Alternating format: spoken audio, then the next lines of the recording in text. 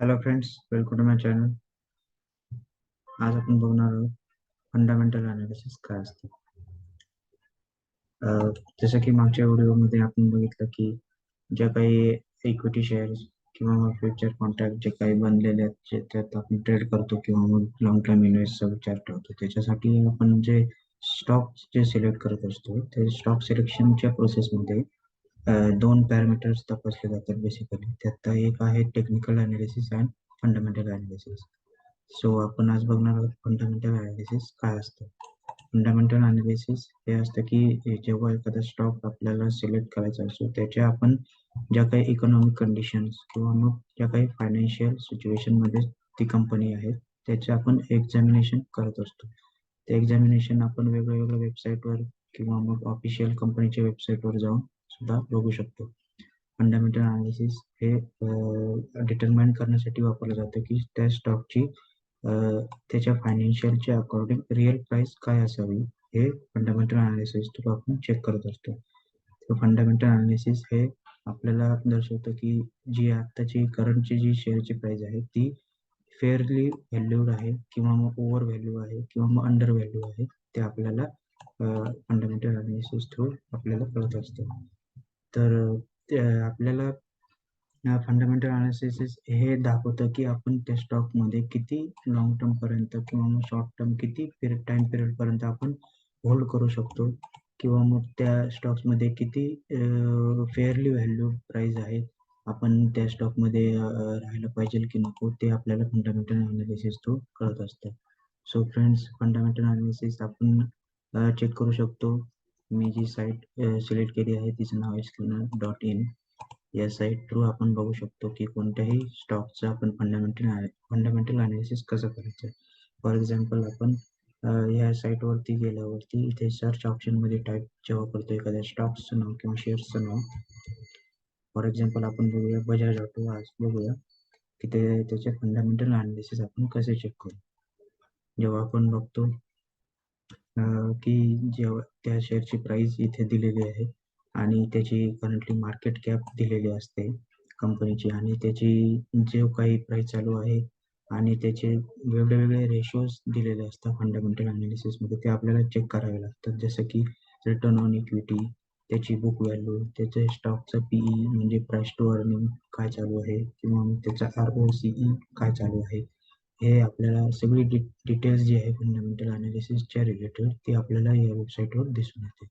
आणि आपल्याला basically idea पण येते की जी कंपनी आपण सर्च करत आहोत ती बेसिकली कोणत्या सेक्टरचे आहे आणि काय त्याचे वर्किंग आहे आणि कुठे कुठे त्याचे ऑफिस लोकेटेड आहेत किंवा त्याच्या मार्केट शेअर काय चालू आहे, ते आपल्याला या वेबसाईट थ्रू कळत असतो.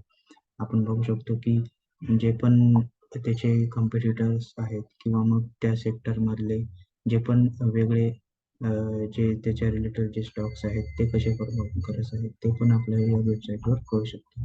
फंडामेंटल अनालिसिसमध्ये आपल्याला कळून येतं की त्या कंपनीचे परफॉर्मन्स कशी आहे, म्हणजे जसं की ती कंपनी प्रॉफिटमध्ये आहे की नाही, किंवा मग त्या कंपनीने टॅक्स किती भरलेला आहे, तो टॅक्स रिड्यूस होत आहे की नाही, किंवा मग त्या कंपनीचे जे काही सेल्स जे काही आहेत, रेव्हेन्यू जो काही आहे तो ग्रो होत आहे की नाही क्वार्टर ऑन क्वार्टर, ते आपल्याला वेबसाईट थ्रू कळू शकतो. तसंच आपल्याला फंडामेंटल अनालिसिसमध्ये हे पण चेक करता येऊ शकते की त्या कंपनीने डेप्ट किती आहे घेतलेला आणि त्या डेप्टच्या अकॉर्डिंग त्याच्याकडे रिझर्व्ह कॅपिटल किती आहे आणि त्याच्याकडे जे काही ॲसेट आहेत ते किती आहेत, तसंच लायबिलिटीज काय किती आहेत, ते आपल्याला फंडामेंटल अनालिसिसमध्ये कळून येऊ शकतं. एक बेसिक आयडिया आपल्याला येते की ती फंडामेंटली किती स्ट्रॉंग आहे, ते आपल्याला या सर्व बॅलन्स शीटच्या अनालिसिस थ्रू कळून येऊ शकतं. फंडामेंटल अनालिसिसमध्ये अजून एक क्रायटेरिया चेक केला जातो की त्या शेअर्समध्ये किती प्रमोटरची होल्डिंग आहे, ती पर्सेंटेज वाईज या वेबसाईटवर आपण बघू शकतो. आणि ती पर्सेंटेज वाईज प्रत्येक क्वार्टरच्या मागे इन्क्रीज होत आहे की डिक्रीज होत आहे, ते आपण इथं कम्पेअर करू शकतो.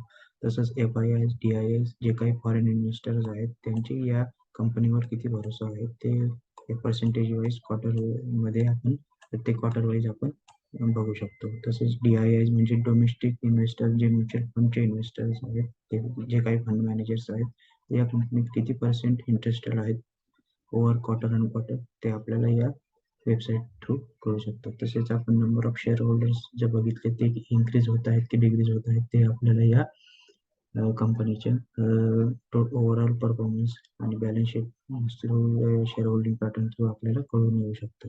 तसेच कंपनीने काही अनाउन्समेंट जे काही केले आहेत म्हणजे त्याच्या कंपनीच्या बोनसच्या रिलेटेड किंवा डिव्हिडंड्सच्या रिलेटेड जे काही कंपनीचे ऑफिशियल जे काही डॉक्युमेंट्स आहेत ते पण इथे प्रोव्हाइड केलेले असतात ते आपण डाउनलोड करून बघू शकतो.